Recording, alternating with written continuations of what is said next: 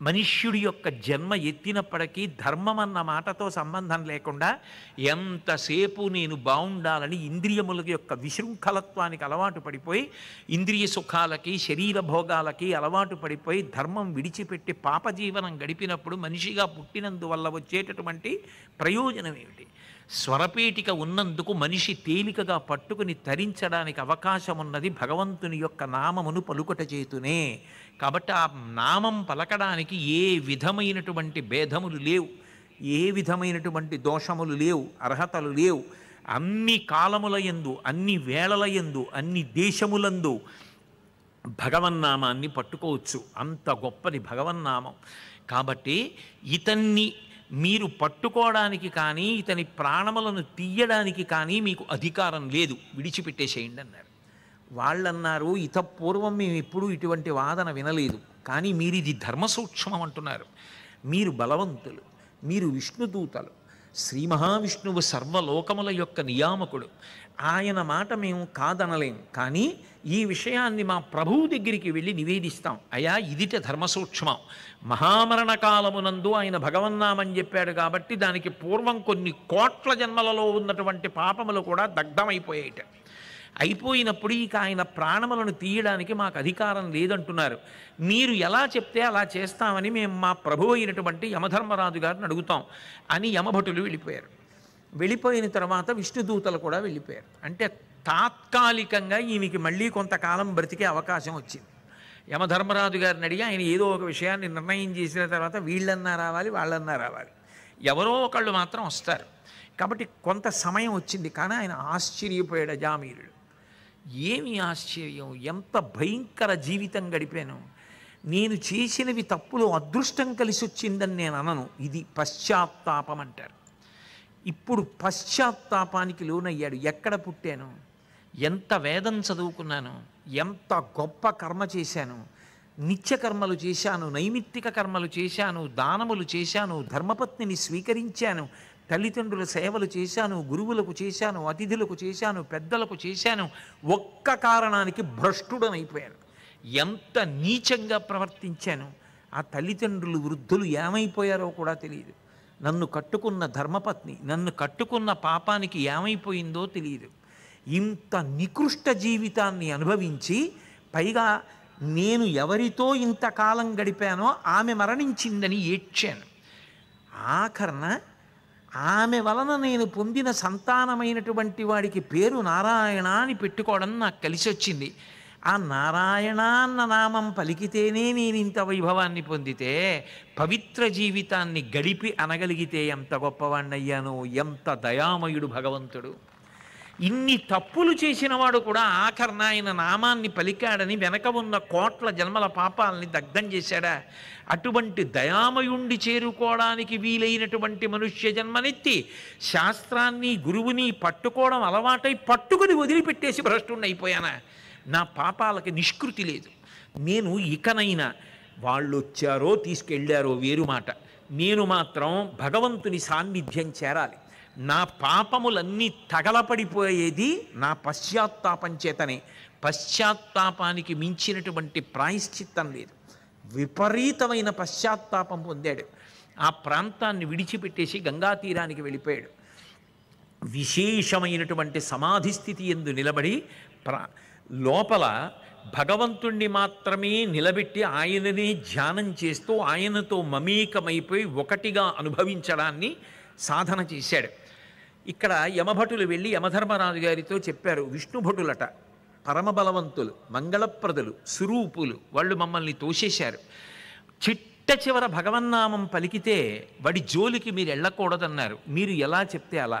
మీ శాసనం జరగనప్పుడు, ఇటువంటి మినహాయింపులు ఉన్నప్పుడు లోకంలో పాపాత్ములు కూడా గట్టెక్కిపోతారు కదా.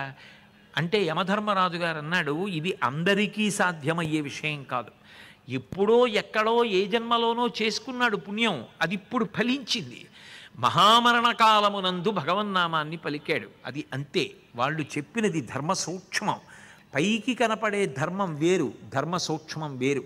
మీకు నేను కొంత డబ్బిస్తాను, నేను చెప్తాను, మీరు హెచ్చ వేసుకోండి, చివర ఎంత వస్తే అంత ఇస్తానన్నాను అనుకోండి. 1 రూపాయి ఇంటూ 2 రూపాయలు, ఇంటూ 3 6 రూపాయలు, ఇంటూ 4 24 రూపాయలు, ఇంటూ 5 120 రూపాయలు, ఇంటూ 6 అంటే తర్వాత ఎంత వస్తుందో నాకు లెక్కలు బాగా రావు. అందుకని అలా అంటూ వెళ్ళాను. ఏదో దాన్ని 56 57 58 70 80 చెప్పాను. అదేదో కొన్ని లక్షలు అయింది. అబ్బా ఇంత డబ్బే అనుకుంటున్నారు. చిట్ట చివర ఇంటూ 0 అన్నాను. ఏమైంది? ఇన్ని లక్షలు 0 అయింది. ఏమీ ఉండదు. చివర 0తో హెచ్చ వేస్తే ముందున్నదంతా 0 అయిపోయింది. మహామరణ కాలమునందు భగవంతుడి నామం చెప్పినప్పుడు ముందున్న పాపాలన్నీ దాని చేత కాలిపోయాయి. అది ధర్మ సూక్ష్మం. కాబట్టి అది పైకి కనపడదు. నామోచ్చరణ చెయ్యడం అనేటటువంటిది అంత గొప్పది. విష్ణుదూతలు చెప్పింది పరమ సత్యం. మీకొకటి చెప్పనా? మీరు తీసుకొచ్చేటప్పుడు కొంచెం తేవాలా తేవద్దా అని బెంగ పెట్టుకోకుండా ఎవరిని తీసుకొచ్చేయచ్చో నేను చెప్తాను, గుర్తుపెట్టుకోండి. పరమ భాగవతుల పాదధూళి సమస్త తీర్థమంచు ఎరుగలేని వారి వారి వారి వారి వారి చేరిన వారి తొలుత కట్టి తెండు దూతలార. ముందెవరిని తీసుకొస్తారో తెలుసా? పరమ భాగవతోత్తములైన వాళ్ళు ఉంటారు, భగవంతుణ్ణి నమ్ముకున్న వాళ్ళు. వాళ్ళ పాదములకు అంటుకున్నటువంటి ధూళి ఏది ఉన్నదో అదే సమస్త తీర్థముల సారము. వారి పాద ధూళి తగిలితే చాలు, సమస్త తీర్థముల యందు స్నానం చేసినట్టే. వాడు నాలాంటి వాడే, వాడి గొప్ప ఏమిటి అని విమర్శిస్తారే వాళ్ళని, వాళ్ళతో వారి వారి వారి వారి చేరిన వారి. ఇంకా దానికి వ్యాఖ్యానం ఎందుకు? తొలుత కట్టి తెండు దూతలారా, వాళ్ళని ముందు కట్టి తీసుకొచ్చేయండి. వాడు మనిషి జన్మెత్తి వాడికి ఇది తెలియనప్పుడు ఇంకెందుకు వాడు? కాబట్టి వాడిని ముందు తీసుకురండి. ఎవరి జోలికి వెళ్ళవద్దో తెలుసా? పద్మనయను మీద భక్తియోగమెల్ల ముక్తియోగమనుచు అనుభవించు వారి వారి వారి వారి చేరిన వారి త్రోవ పోవవలదు దూతలారా. భగవంతుడి మీద భక్తి ముక్తికి కారణమని నమ్మిన మహాత్ములు ఉంటారు. ఆ భక్తితో ఉన్న వాళ్ళ విషయంలో తొందరపడి వెళ్ళకండి. బాగా ఆలోచించి తీసుకెళ్ళచ్చు, తీసుకెళ్ళడానికి ఏదో ఆధారం ఉంది అనుకుంటేనే తిండి తప్ప వాళ్ళనే కాదు, వాళ్ళని వాళ్ళ వాళ్ళ వాళ్ళ వాళ్ళని వాళ్ళ చేరిన వాళ్ళని కూడా అంత చటుక్కుని తీసుకురాకండి. వారి వారి వారి వారి చేరిన వారి త్రోవ పోవవలదు దూతలార, వాళ్ళ జోలికి తొందరపడి వెళ్ళకండి. ఎందుకో తెలుసా? ఈ లోకంలో గొప్ప పుణ్యం దేని వలన వస్తుంది అంటే, అజామీలుడే చెప్పినటువంటి మాట. గంగా తీరానికి వెళ్ళిపోయిన తర్వాత సత్పురుషులతో సహవాసం చేశాడు. చేసినప్పుడు పోతన గారు భాగవతంలో అజామీలోపాఖ్యానంలోని షష్ఠస్కంధంలో ఒక మాట అంటారు. హరిభక్తులతో మాటలు భువినెన్నడు చెడని పుణ్య ధనముల మూటల్ వరముక్తికాంతా పూతోటలు అరిషడ్వర్గములు చొరని అరుదగు కోటల్ అంటారు. భగవద్భక్తులతో సహవాసం ఉండడం, వాళ్ళు పేరు పెట్టి పిలవడం, వాళ్ళతో మాట్లాడడం అంత తేలికైన విషయం కాదు. హరిభక్తులతో మాటలు ధరనిన్నడు చెడని పుణ్య ధనముల మూటల్. ఇక్కడ సంపాదించుకున్న ధనం చెడిపోవచ్చు, పోవచ్చు, ప్రభుత్వం రద్దు చేయొచ్చు, దొంగలు ఎత్తుకుపోవచ్చు, అన్నదమ్ములు పంచుకోవచ్చు, ఏమైనా కావచ్చు. శరీరం వదిలిపెట్టిన తర్వాత తనది కాక మిగిలిన వాళ్ళు పనిచేసుకోవచ్చు. కానీ కేవలం భగవద్భక్తి కలిగిన వారితో మాట్లాడిన మాటలు కూడా ఎంత పుణ్యము అంటే, ఇక అవి చెడని పుణ్యధనముల మూటల్, అవి పుణ్యధనాల మూటలు. వరముక్తికాంత పూదోటలు, వాళ్లతో మాట్లాడిన మాటలు ముక్తికాంత తిరిగేటటువంటి పూల తోటలో ఉండేటటువంటి గుబాళింపులు. అరిషడ్వర్గములు చొరని అరుదగు కోటల్, సాధారణంగా కోటలోకి శత్రువులు ప్రవేశించకుండా కడతారు. భగవద్భక్తులతో మాట్లాడేటటువంటి మాటలు కామక్రోధ లోభ మదమోహ మాత్సర్యములనేటటువంటి అరిషడ్వర్గములు చొరబడడానికి వీలు లేనటువంటి పటిష్టమైన కోటలు. అందుకే ఒక మాట అంటారు, అసలు ఈ లోకంలో మిగిలినవన్నీ అసారమే, సారవంతమైనవి ఏవైనా ఉంటే 4 ఉన్నాయి. జీవితంలో అది గుర్తు పెట్టుకుని ప్రయత్నపూర్వకంగా అది సాధించుకో. అది నిన్ను ఉద్ధరిస్తుంది. నీ జీవుణ్ణి ఉద్ధరించేది ఏదైనా ఉంటే అదే. అసారే ఖలు సంసారే సారమే తచ్చతుష్టయం కాశ్యాం వాస సతాం సంగో గంగాభ శంభుసేవనం. ఎప్పుడైనా కాశీ వెళ్ళి కాశీలో నివాసం చెయ్యడం, ఒక్క సత్పురుషుడితో ఏ విషయం మీద అనురక్తి లేకుండా, ఏ ప్రతిఫలాన్ని కోరకుండా, భగవంతుని మీద విశేషమైనటువంటి భక్తి కలిగినటువంటి ఒక సత్పురుషుడితో సహవాసం ఉండడం. సహవాసం అంటే వారికి జ్ఞాపకం రావాలి, నువ్వు వారితో అలా ప్రవర్తించగలగడం. అట్లా ఉండగలిగితే సతాం సంగో గంగాభ, గంగానదీ స్నానం, శంభుసేవనం, శివార్చన చెయ్యగలగడం. ఇవి 4 మాత్రం దొరకమంటే దొరికేవి కావు. కోట్ల కోట్ల కోట్ల జన్మల తర్వాత భగవదనుగ్రహం కలిగితే ఇవి దొరుకుతాయి. ఏది పోయినా బెంగపెట్టుకోకు, ఏ కారణం చేత ఈ 4 మాత్రం విడిచిపెట్టుకోకు అంటారు. అంత గొప్పవి కాబట్టే గంగాభ శంభుసేవనం, గంగా స్నానము, శంభుసేవనము, కాశీవాసము, సత్పురుషులతో సహవాసము, ఈ 4 కూడా అంత గొప్పవి. కాబట్టి సత్పురుషుల జోలికి వెళ్ళవద్దు, వాళ్ళ మీద తొందరపడి పాశాలు వెయ్యవద్దు అని యమధర్మరాజు గారంతటి వాడు చెప్పాడు. అంటే తెలిసి కానీ తెలియక కానీ ఏదో జన్మలలో చేసినటువంటి పుణ్యం ఆ తర్వాత జన్మలలో ఎప్పుడు అక్కరకొస్తుంది అంటే మనం నిర్ణయించలేం. అది ఎప్పుడో అప్పుడు అక్కరకొస్తుంది. శ్రీశైలేషు భజింతునో యభవు కాంచీనాథు సేవింతునో కాశీవల్లభ కల్వబోధన మహాకాళేషు సేవింతునో నా శీలం బణువైన మీరువణుచున్ రక్షింపవే నీ కృపా శ్రీశృంగార విలాసహాసములచే శ్రీకాళహస్తీశ్వర అంటాడు దుర్జటి. ఇప్పుడు చేసింది ఏమీ లేకపోవచ్చు, కానీ ఎప్పుడో చేసింది ఉంటుంది, అది అక్కరకొస్తుంది. ఎప్పుడో చేసావో లేవో తెలియదు, ఇప్పుడు చెయ్యి, కనీసం ఏదో ఒకటి చెయ్యి. ప్రతిరోజు జీవుడి ఖాతాలో పడ్డానికి ఇంత పుణ్యమైన చెయ్యి. అందుకే పెద్దలు పంచయజ్ఞములని పెట్టారు. 5వ యజ్ఞం ఉంటుంది, దాన్ని బలిభుక్కుల కోసమని చేస్తారు. ఇంట్లో అన్నం అంతా పూర్తయిపోయేటట్టుగా యజమాని కుటుంబ సభ్యులు తినరు. ఆఖరణ గిన్నెలో కొంచెం అన్నం ఉండిపోవాలి. అది పెడితే తండ్రి పెడతాడు, లేకపోతే ఆయన ధర్మపత్ని తల్లి పెడుతుంది. కాకపోతే కొడుకుతో పెట్టిస్తారు. కొడుకుని పిలిచి పట్టుకెళ్ళి పెట్టంటారు, ఎందుకంటే వాడికి తెలియాలని. బలిభుక్కులు అంటే చేతితో పట్టుకోకుండా నోటితో తిన్నగా తినేస్తాయి. కొన్ని ప్రాణులని వేదము ద్వైపములు అంటుంది, చేత్తో పట్టుకుని నోట్లో పెట్టుకుంటాయి. ఏనుగు ఉందనుకోండి తొండంతో పట్టుకుని నోట్లో పెట్టుకుంటుంది. కోతి ఉందనుకోండి చేత్తో పట్టుకుని నోట్లో పెట్టుకుంటుంది. మనిషి ఉన్నాడు అనుకోండి చేత్తో పట్టుకుని నోట్లో పెట్టుకుంటాడు. మిగిలినవి తిన్నగా వచ్చి నోటితో కరిచి తింటాయి, వాటిని బలిభుక్కులు అంటారు. వాటి కోసమని కొంత అన్నం మిగిలిపోవాలి. అది స్వయంగా యజమాని పట్టుకెళ్ళి పెడతాడు. నేను ఇదేదో ఉత్తినే చెప్పాను అనుకోకండి. ఇప్పటికీ కాకినాడలో మధ్యాహ్నం నా భోజనం అయిపోయిన తర్వాత తప్పకుండా నేను భోజనం చేసిన బట్టతోటే గిన్నెలో అన్నం పట్టుకెళ్ళి బయట ఒక సిమెంట్ చప్టా మీద కొంత అన్నం పెట్టి వచ్చేస్తాను. అవి కుక్కలో కాకులో ఏవో ఒకటి తినాలి, బలిభుక్కులు. అలా తినకుండా ఇంట్లో అన్నం అంతా యజమాని భార్య బిడ్డలు తినకూడదు. యజమాని బయటికి వెళ్ళడం కుదరలేదనుకోండి, ఏ కారణం చేతనో ఆయన ధర్మపత్ని పెడుతుంది. కాదనుకోండి కొడుకు పెట్టాలి. కొడుకు తీసుకెళ్ళి బలిభుక్కులకి పెడతాడు, ఎందుకంటే అవి తిని సంతోషించాలి. సమస్త ప్రాణుల కోసం బ్రతకాలి, అంతేకాని నీ కోసం నువ్వు బ్రతకడం కాదు. ఎందుకు పెట్టాలని అడుగుతాడు కొడుకు. పెట్టకపోతే, మనం పెట్టకపోయినా దొంగ వస్తే రాత్రి కుక్క అరుస్తోంది, వీడు ఎప్పుడూ పెట్టలేదు నేను ఎందుకు అరవాలని కుక్క ఊరుకోలేదు, కళ్ళు మూసుకొని పక్క సందులోకి పోదు, అరుస్తుంది. ఆ కుక్క నిన్ను కాపాడుతూనే ఉంటుంది. సమస్త ప్రాణుల విభవాన్ని నువ్వు వాడుకుంటున్నావు మనిషివి. నువ్వు పెట్టాలి మనిషిగా పుట్టినందుకు. నేర్పకపోతే కొడుక్కి మనవడికి నేర్పకపోతే ఇంట్లో ఎప్పటికి పెడతావు? 10 మందికి పెట్టడం ఎక్కడి నుంచి వస్తుంది? అందుకనే ప్రతి ఇంటా కూడా భూతయజ్ఞం జరగాలి అని చెప్తారు. అన్నం పట్టుకెళ్ళి పెట్టవలసిందే. ఇన్ని ఉపన్యాసాలు చెప్పావన్నది కాదు గొప్ప, ఎంత ఆచరిస్తావన్నది గొప్ప. అందుకే భగవంతుని యొక్క నామాన్ని పలికిన ఈ జన్మలో నువ్వు ప్రయత్నపూర్వకంగా చేసినటువంటి చిన్న పుణ్యం చాలు. ఒక్కొక్కసారి ఆ పుణ్యం మహాత్ముల చేతిలో పడుతుంది. అది ఎంత గొప్ప ఫలితాన్ని ఇస్తుంది అంటే చెప్పడం ఎవరికీ సాధ్యం కాదు.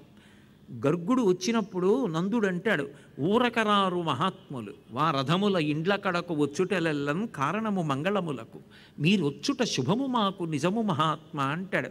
ఒక భగవద్భక్తుడు ఇంటికి వచ్చాడు అనుకోండి, సింహాసనంలో ఉన్న దేవతలు తలలెత్తి చూస్తారట. అబ్బా, ఇన్నాళ్ళకి వాడు వచ్చాడు రా, వాడిని తీసుకొచ్చావు అని పొంగిపోతారట. శంకరాచార్యుల వారి చేతిలో ఒక్క ఉసిరికాయ వేసింది, కనకధార చేశారు, అంతే బంగారు ఉసిరికలు కురిపించింది లక్ష్మీదేవి.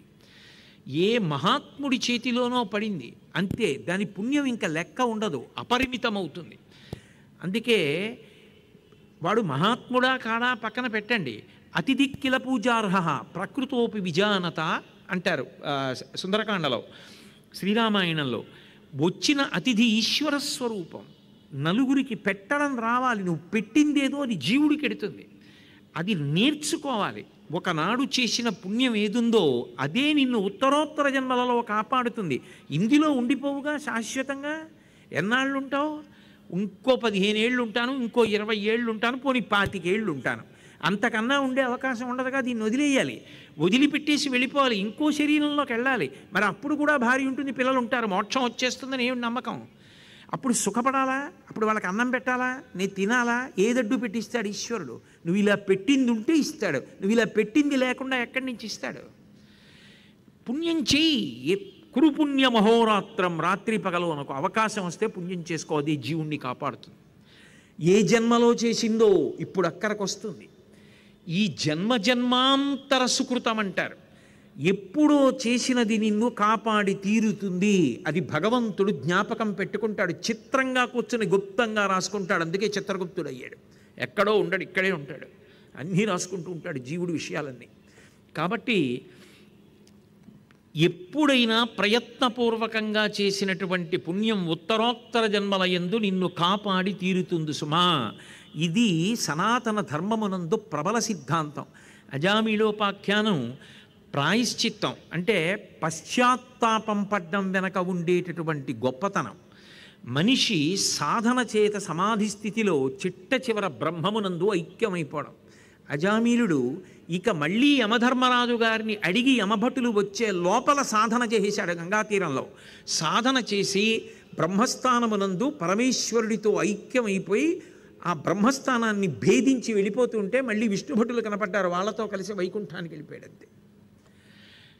ఆ సాధన బలం, ఆ మనిషి పొందవలసినటువంటి తాపత్రయం, అయ్యో నేను తప్పు చేశాను అని తెలుసుకుని పొందవలసినటువంటి పరివేదన, భగవంతుని నామాన్ని పలకడానికి అదృష్టాన్ని పొందినటువంటి మనిషిగా పుట్టినందుకు ఏదో ఒక నామాన్ని పట్టుకుని పలకాలనేటటువంటి తీవ్రమైన ఇచ్ఛ, భగవన్నామోచ్చరణ, రోజు కాసేపైనా భగవంతుని యొక్క నామం పలకడం, ఇవి గొప్ప అదృష్టాలు అని మనకి భాగవతం నిరూపణం చేస్తుంది. నామము పలకడం ఎంత గొప్పదో, పూర్వజన్మలలో చేసుకున్న పుణ్యం ఎంత గొప్పదో, శరణాగతి ఎంత గొప్పదో, మూడిటిని పెనవేసి చెప్తారు అష్టమస్కంధంలో. నీరాట వనాటములకు పోరాటము ఎట్లు కలిగి పురుషోత్తము చే ఆరాటమిట్లు మానెను ఘోరాటవిలోని భద్ర కుంజరమునకున్ అని అడిగాడు పరీక్షిత్ శుకబ్రహ్మని. ఆయన చెప్పేటప్పుడు గురువుగారు ఏం చేస్తారంటే, తగినంత ఉత్సాహంతో వింటున్నాడా, అసలు నీ చెప్పేదంతా వినాలని ఆసక్తి ఉందా, చూడడం కోసం ఏం చేస్తారంటే మధ్యలో కథని సంక్షిప్తంగా చెప్పేస్తారు. చెప్పేస్తే శిష్యుడు ఆర్తితో అడుగుతాడు, ఆగండి ఆగండి ఆగండి, అయ్యయ్యో అదేమిటండి అలా అనేశారు, అలా ఎలా జరుగుతుంది గురువుగారు, అది ఎలా సాధ్యం అంటాడు. అది విని సంతోషించి గురువు చెప్తాడు. ముందు హ్రస్వంగా చెప్పేశాడంతే శుకబ్రహ్మ. ఒకప్పుడు హరి ఎక్కడో అరణ్యంలో ఉన్నటువంటి కొలనులో ఉన్న మొసలి చేత చిక్కినటువంటి ఏనుగు శరణాగతి చేస్తే గబగబా బయలుదేరి వెళ్ళి సుదర్శన చక్రంతో ఆ మొసలిని ఖండించి ఏనుగుని కాపాడాడు అన్నారు. చెప్పి తర్వాత ఘట్టంలోకి వెళ్ళిపోతున్నాడు.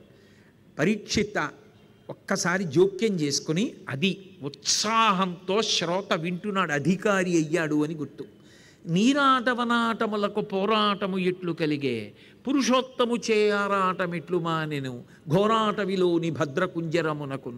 ఎక్కడో అరణ్యంలో ఏనుగుందా, అది నేల మీద తిరుగుతుందా, నీటిలోకి వెడితే దానికి బలం లేదా, నీళ్లల్లో మొసలుందా, నీళ్లల్లో ఉన్న మొసలి భూమి మీదకి రాదా, వచ్చిన నీళ్లల్లో ఉన్నప్పుడున్న బలం భూమి మీద ఉండదా, అటువంటిది నీళ్లల్లోకి ఏనుగెందుకు వెళ్ళింది?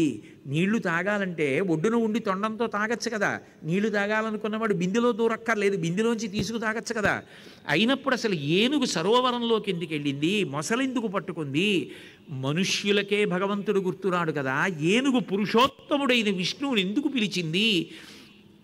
ఆయన ఎందుకు బయలుదేరి వచ్చాడు? అరణ్యంలో జంతువులు ఒకదాన్నొకటి హింసించుకోవా? ఇది పిలిస్తే ఆయన ఎందుకు వచ్చాడు? మొసల్ని ఎందుకు చెప్పాడు? ఏనుగునెందుకు కాపాడాడు? నాకు కొంచెం వివరంగా చెప్పవలసింది అన్నాడు. అంటే అప్పుడు చెప్పడం మొదలుపెట్టాడు. ఒకప్పుడు పాలసముద్రంలో త్రికూటమనబడేటటువంటి ఒక గొప్ప పర్వతం ఉండేది. దానికి 10,000 యోజనముల పొడుగు, వెడల్పు, ఎత్తుతో ఉండేది. దానికి బంగారు శిఖరము, వెండి శిఖరము, ఇనప శిఖరము, 3 శిఖరములు ఉండేవి. ఆ పర్వతం మీద ఉండేటటువంటి అరణ్యాలలో చాలా గొప్ప ప్రాణి ఏది అంటే ఏనుగు. సర్వసాధారణంగా మృగరాజు అని సింహాన్ని పిలుస్తాం. కానీ ఆ త్రికూటం మీద ఉండేటటువంటి ఏనుగుల గుంపులుండేవే, అవి చీకట్ల గుంపుల్లా ఉండేవి. కొద్దిగా సూర్యాస్తమయం అవుతుంటే ఏనుగుల గుంపులు వచ్చినట్టుగా చీకట్ల గుంపులు వచ్చి ఆవరిస్తాయి. అలాగే దాహం వేసినప్పుడు అవన్నీ కూడా గుహలలోంచి బయలుదేరి సాయంకాలం వేళ బయటికి వచ్చి నడుస్తూ ఉండేవి. ఆ ఏనుగుల గొప్పతనం ఏమిటంటే, తలగవు కొండలకైనను మలగవు సింగములకైన మార్కును కడిమిన్ గలగవు పిడుగులకైనను ఇలబల సంపన్న వృత్తి ఏనుగు గున్నల్. ఏమీ ఆంధ్రీకరించారండి పోతన గారు. వేరొక్కసారి ఆయన పాదాలకి శిరస్సు తాటించి నమస్కారం. ఎంత గొప్ప ఏనుగులంటే అవి తలగవు కొండలకైనను. కొండ అడ్డొస్తే మేము కొండ పక్క నుంచి వెళ్ళడం ఏమిటి అని కొండ శిఖరాన్ని తమ కుంభస్థలంతో బద్దలగొట్టి పెడతాయి కానీ పక్క నుంచి వెళ్ళవుట. అంత పొగరబోతు ఏనుగులవి. తలగవు కొండలకైనను మలగవు సింగములకైన మార్కును కడిమిన్. సింహం కల్లోకి వస్తే ఏనుగు